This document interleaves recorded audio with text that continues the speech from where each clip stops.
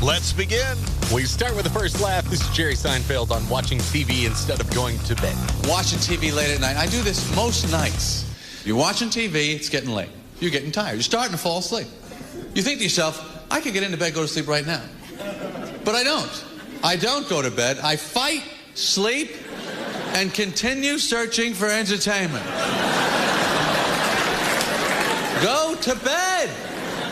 The finger that hits the button on the remote control is the last part of the human body to fall asleep. You're out cold, that finger's still going, still looking. It is amazing what people will believe. I watch these infomercials late at night. I start to believe them. That I'm watching, and I start thinking, you know, I don't think I could cut through a shoe with any of my knives. That does look pretty good. There is nothing about my life that I could tell you that is more embarrassing than the fact that I have actually spoken the words, I would like to order the Ginsu knife. I actually own the Ginsu knife. I'm going to get this knife and cut my shoes up. Besides your boss.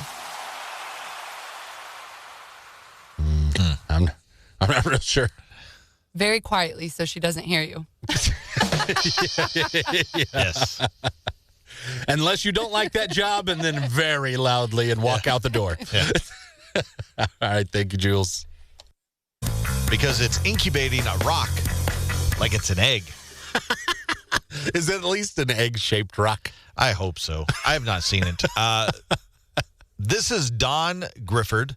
She's the CEO of World Bird Sanctuary, talking about Murphy, the eagle's rock obsession. Okay. He's very protective of the rock, and he just seems very content with his rock. He might sit there for a little bit longer just to, because it hasn't hatched. I don't think anybody has to tell him. I think he'll figure it out. Maybe not. This lady's never, thought about the idea that this just may be a dumb eagle.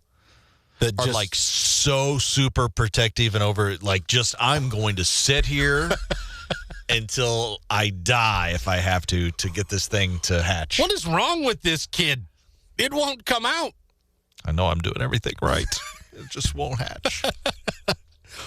The eagle could just be dumb. It's a possibility. Or I got another theory. That's his sitting rock. This is like his couch. My rock. I claim this rock. This is my sitting rock. Nobody else can have this rock. Get away. My rock. I think that could be it, too. It is a guy bird. I'm no CEO of a eagle sanctuary, but I think, It's a dude. I think I'm like with you. That's his rock, and he's protecting his rock. Oh, yeah, dudes, no matter what species. We've got a favorite sitting place. And now his favorite sitting place is on this rock. I need to branch into, I believe, Heinz, the ketchup place. Just announced they're going to start making tattoo ink. Yeah, why not? We make condiments for hot dogs and other items, even though ketchup shouldn't go on a hot dog.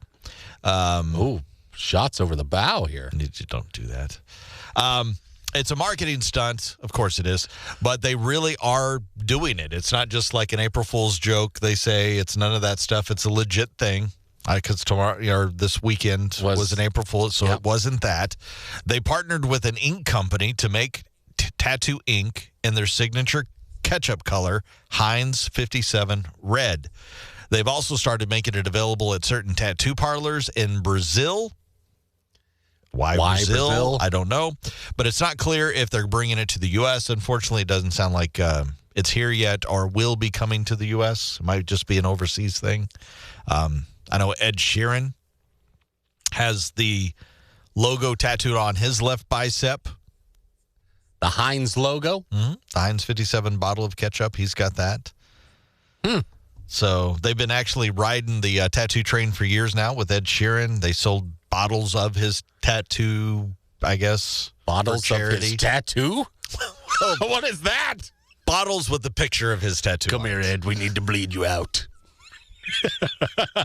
We want to sell it and make money. We'll give you a portion of the proceeds. People, It's colored like ketchup, kind of. yeah, and people would buy that. Yeah, creepy, but they would. We get insurance blood? Yes. Click me. How much? Click to order. Click to order. Multiple bottles. Taylor Swift would be buying it up.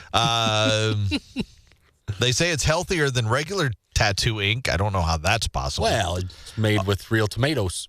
Europe has banned certain chemicals that can cause bad reactions in tattoos, and red colors are supposedly the worst. Oh. But apparently how Heinz 57 is making theirs, it doesn't include those chemicals, so it is healthier. That's how. This is why I won't go into a tattoo shop. I'll get something dumb like that. I'll get the ketchup tattoo. Really? 100%. I know. It's you know, people show me your like really well thought out tattoos that have a lot of meaning behind them and this and that, like yours, and I'm like, yeah. That's never what I'd end up with. I'd end up with a frog playing poker or something. What? It would be just frog with a hand of cards. And then I can explain it. I've got to take you to a tattoo shop now. This must happen. How cool is that? I don't really want a frog, and it's got to have the little visor thing, the clear visor, the green one. Yeah, smoking he's got a heater rolling. He's got a heater in his mouth, sitting there, little beer sitting off to the. Oh yes, I raise you. And you know what? I could see you having that tattoo.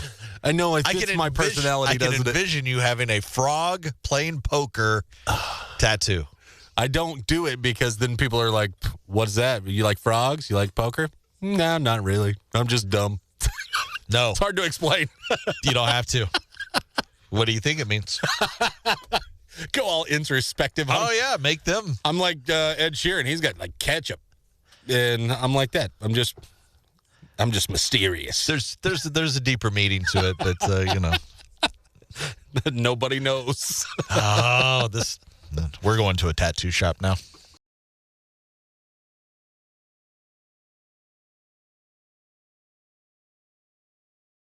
Are y'all ready, kids? What a dumbass. Dumbass. What the hell's your problem, you dumbass? What a dumbass. Right there, dumbass. Well, in this day and age, no one proposes by getting down on one knee and giving a little speech anymore, it feels like. No, everyone's got to be grand and do it in public and Instagrammable stuff. You're right about that. Yeah, there's a helicopter involved somehow or this or that. It's crazy. Well, this 23-year-old guy, Ohio, proposed to his girlfriend back on March 17th. Okay. By spray painting it on the wall of a shopping center. That's grand, I guess.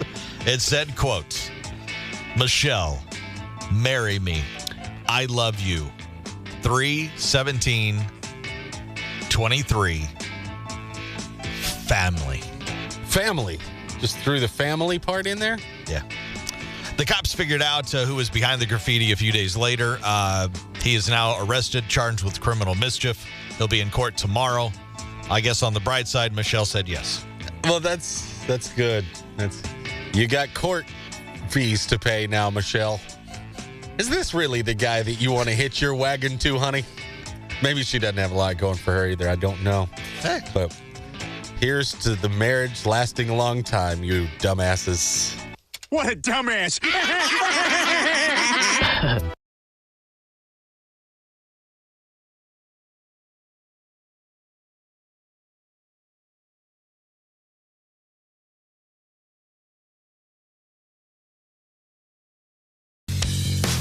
Well, if you're pumped over this past weekend because baseball has begun, I know we're just a few games into the season. Mm-hmm.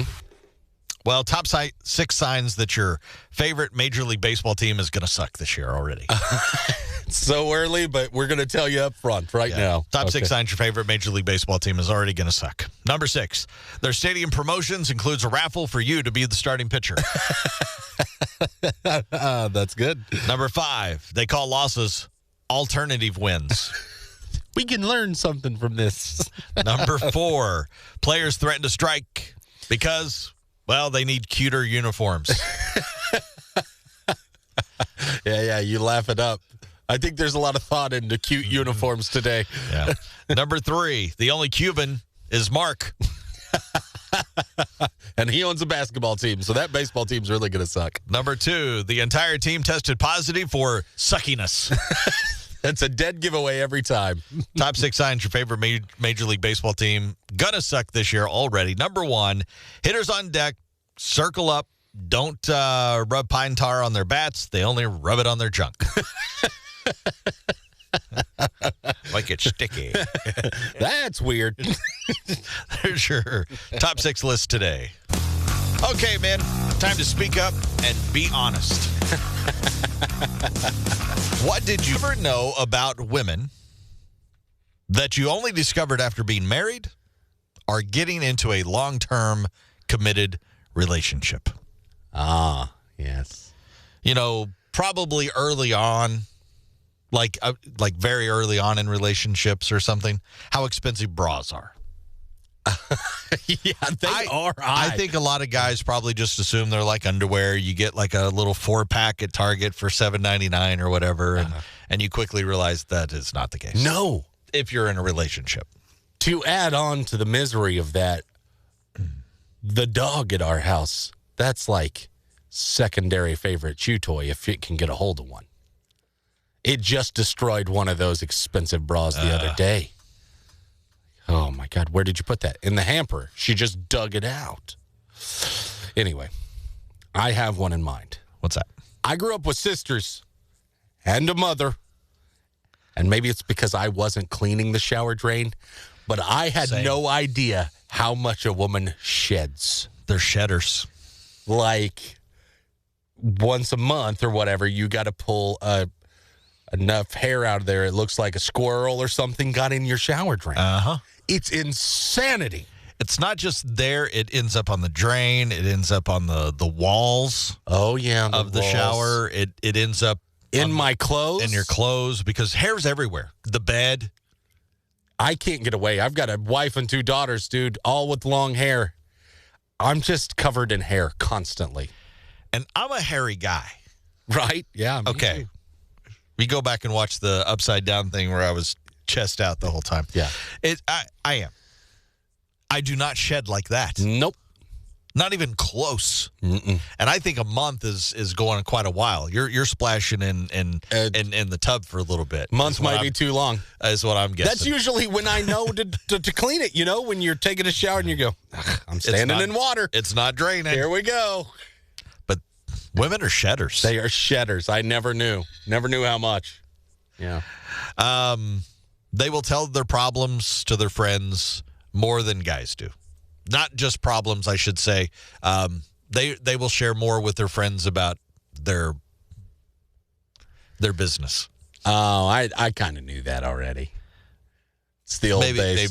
The old days. Mom on a phone that was corded to the wall, smoking cigarettes, talking to her friends. And then, your dad on the phone was like 4 words. I kind of got that early age. Well, there's also when they tell you your problems. This was something I didn't realize, even though I was in the same boat. I was in a house full of women the whole time, but I never picked up on this. Right. But if they tell you their problems, that doesn't mean they want you to solve their problems. Which is problematic for most guys, because what a lot of you dudes do for work, you fix stuff. Yeah. Yeah, right. So that's just the way you're built. I think that's how guys, in a sense, are built. Oh, of course. I should fix that now. Right. Oh, you have a problem? Let me fix. Because when the Jeep's making a noise, that's it crying its problems to you, and you go, I got to fix that. Yeah. Not a woman. But the problem with that also is sometimes they do.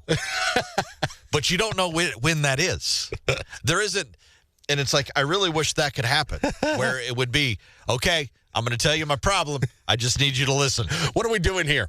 Am I listening or am I fixing? And you can't say that, because then nothing. And then they storm off, and now they're mad at that. True. You can't win. But if they would up front, look, I need you just to listen, and then rant, I could do that. That'd be a lot easier. If they go, I need help with this, and then they tell you your problem, and now I can now try to fix. Those all would be so much I shall sit here and be quiet, because that's what you said you wanted, and then, no, that's not what you wanted. You wanted it's like a no-win. Yeah, but at least that has the ability to be fixed. Shedding, that's just always going to be there. And last on that, hair washing is something that needs to be planned. You can't overdo it. You can't miss it. There's sequence and consequences. And also, their pockets are fake. Their clothes are weird. Put this in your pocket. That's not a real pocket. What? I would never buy a stupid pair of pants that had fake pockets. That would infuriate me. So there you go. There's a few things. If you would like, you can go to Chris Purplay's and Bobby Show on Facebook and leave a comment and be honest, guys. Yeah. What is something that you learned about women that you only discovered after being married or in a long-term relationship? Next move Monday. I want to know what your next move would be. Scenario up front for you. What would be your next move? Yeah. So a home is available for a great price. It's the house of your dreams, but there's a clause in the sales contract. Someone lives in the basement without a lease, and you have to let her stay rent-free for as long as she wants to stay. If and when she leaves, you can do whatever you want. In the meantime, you have no access to the basement. What's your next move? Oh. All right, it's your dream house. I already know what my next move is. What is it? One, that's not my dream house. My dream house doesn't come with an old lady in the basement that I have no access to. Kind of what I was thinking, too. My dream house includes a basement, not with an old lady in it, and I can go there anytime I want. Yeah. It's a bizarre proposition, but I want to fashion this into it. You can't kick her out, but does she pull her weight? Does the old lady cook you breakfast? Not saying that's pulling your weight, but I mean, are there perks to having the old lady that lives in your basement? Does the old lady cook for me? Tell me you wouldn't maybe more consider. It's look, she's going to live there, but she'll do all of your laundry just for something to do. And she loves to cook for you, and she's going to cook all your meals too. And she's basically like a maid. What if it was that? Then I'm thinking maybe, all right. Just this strange old lady living in your basement. Now I have a feeling it's more like a poltergeist thing.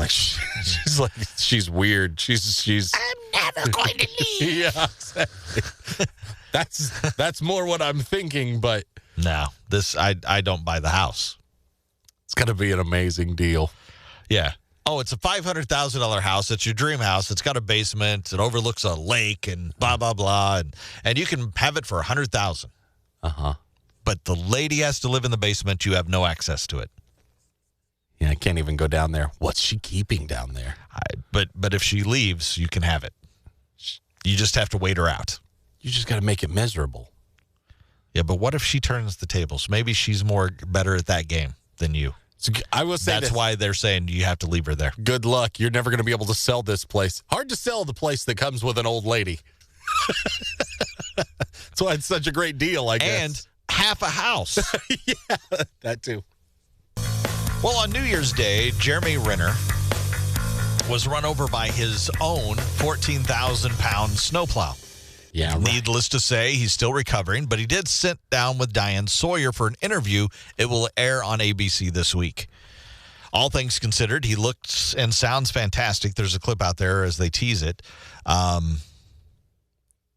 She asked him to list off the injuries that he suffered. Okay. Pretty horrifying. A lot of them, I know. He was pretty beat up. What all were there? They include a broken face. Ouch. An eye socket. That's not part of your face? Broken. Eye socket, not part of the face? Apparently not. Separate part of the face? Yep, separate part. Okay, go on. 8 broken ribs in 14 places. Oh, good. A broken right knee. A broken left tibia. He broke both ankles. Broke his collarbone. His jaw, broke his jaw. Broke his right shoulder. And he also suffered a collapsed lung. And his liver was pierced by a rib bone. Wow. But Jeremy says, quote, I choose to survive. You're not going to kill me. No way. Airs tonight at 9 o'clock. I mean, that is superhero-like, right? Yeah. He's so lucky to be alive. It's insane. Very lucky to be alive. And it'll be curious to see if some of the shows that he's already in, I know there's a TV show that he's in currently. If that show continues for another season, how are they going to write this in? I think he's going to have to stop being an action hero. He's going to be more like Columbo or something pretty soon. He's going to need to take those kind of roles. A little more. Hobble around and solve mysteries. I guess that's a good thing he stopped being Hawkeye. Yeah, that's true. So here's Rich Glitter. Florida were searching for a robbery suspect on Monday, and they found not the robbery suspect, but they did find a 75-year-old man that was missing. Lost in the woods. He has Alzheimer's. Oh, no. He had been reported missing the day before. Here is the audio of the helicopter crew directing the team on the ground to the man. Okay. It looks like a Arabic male with a black shirt, black hat, and a beard. Hey, this very closely matches that description. Black hat, black top, tan pants. I'm pretty sure this is going to be him. That's amazing. Great job, everybody. I also discovered I would never be able to work where helicopters directed me anywhere because I couldn't understand. That's really wouldn't do that. Huh? What'd you say? That's all I could hear. All right. Noted. Chris will not be joining the helicopter brigade. Unfortunately, I would never find this man because I would not have a clue what they were talking about. What? I'm glad they found it. Yeah, That's me good. too. Some Southwest flight attendants found out 2 passengers were getting married and got them to do a practice ceremony mid-flight. Oh, okay. That's good. They made the bride a wedding dress out of toilet paper. Wonderful. And made her walk down the aisle. Yeah. Here, we're all bored. Why don't you dance for our entertainment? I was going to say, who's this good news for? Everybody on the flight going, ha, ha, ha, ha. Yeah, you're wearing No. We got to practice. You got to wear a toilet paper dress. Come here. It's white. It sounds like torture for those people. And we did hear this coming a few weeks back. Back in 2020, a 10-year-old in England, his name is Max, started sleeping in a tent in his backyard. Remember this? We talked about this. I do. Yeah. He started sleeping in his backyard in his tent to raise money for charity. Now he's finally back in his own bed after doing it every night for 3 years. Gosh.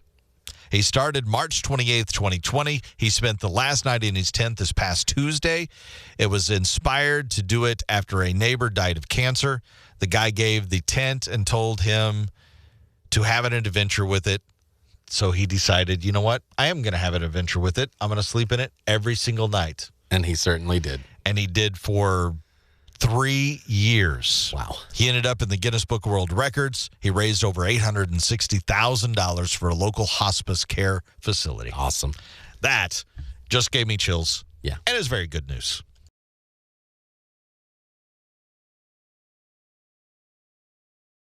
Are you ready, kids? Ha! What a dumbass. Dumbass. What the hell's your problem, you dumbass? What? A dumbass. Dumbass. Now, I'm not sure these two guys are criminal masterminds that we have to worry about. Okay. 20-year-old guy just got out of jail after doing some time for kidnapping and assault charges. Okay. Right. He needed to pick his ankle monitor from the courthouse, or he needed to pick up his ankle monitor from the courthouse on Thursday, and he got a 19-year-old friend of his to drive him there. Okay.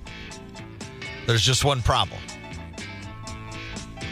They didn't have any way to get there. Oh, no. So they just stole a car. Yeah. Hey, I know where a car is. Yes, they took a stolen car to go pick up an ankle monitor. Straight to the cops. That's good.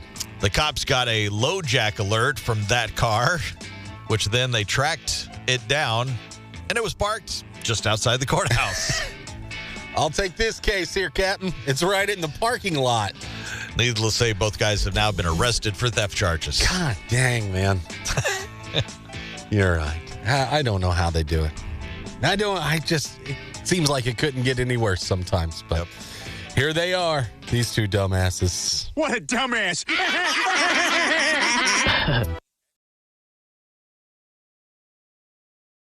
Point of the show, we find out what we learned on the show today. Bobby, what did you learn? Well, good news for Jeremy Renner. Okay, we found out all of his injuries finally. It was an insane amount. It's like an Evel Knievel crash, maybe like 2 Evel Knievel crashes. Combined. All combined into one snow plow incident. Sounds like he's doing better, though, and good news for him. What did you learn today? I learned today that Ketchup is putting out their own Ketchup Tattoo ink. Yeah, Heinz 57, or Heinz ketchup, I guess. Yeah, it's so basically that color, and it's a healthier version of tattoo. It doesn't have some of the chemicals in it, so it can be used in England and Europe. They're a little stricter than we are, but that is possible, which in turn I learned, because I kind of learned 2 things. There was that, and also learned if you got a tattoo, it was going to be a frog playing poker, and this is a must, because all I can see is this frog holding up the cards with the cigar or the cig in his mouth. Yeah, he's going to be smoking one. But he needs like the little visor thing, and this is why I don't whiskey on the side. This is why I don't go get tattoos, because the idea will change in a week, and it'll always be something like this. I'll go, oh my God, that was dumb. Oh, that's great. I think that's a great tattoo. If I get tattoos, they will make people smile, no doubt. That's a good tattoo. Let's share one more laugh. What do we have? Adam Quesnell on April Fool's Day stories. So in case you can't tell, I haven't exactly made it as a stand-up comedian yet. I still have a day job. I work in the training department at my day job. And that means that sometimes you have to go out into the community and meet with other people who work in training at other companies, because sometimes life is just a huge, unrelenting disappointment. So I was at one of these meetings last May, and the woman who organized the meeting was like, all right, everybody, let's do an icebreaker. Why don't we go around the room, and why don't you say your name and where you work, and why don't you tell us if you played any April Fool's pranks this year? Now I'm second in line. Woman in front of me drops this number on me. She says, on April Fool's, I was just calling people and begging them to play pranks on me because April Fool's meant so much to me and my dad, and he passed away this last year, and I just thought it might be nice to experience some April Fool's in his memory. I was looking at the organizer of the meeting going, what the That should be pretty safe, right? Did you play any April Fool's pranks this year? That shouldn't conjure up any daddy death issues, all right? And I'm a comedian, which means my brain is a douchebag. So when it was my turn, I was like, oh, April Fool's, it was great. I played all these pranks with my dad.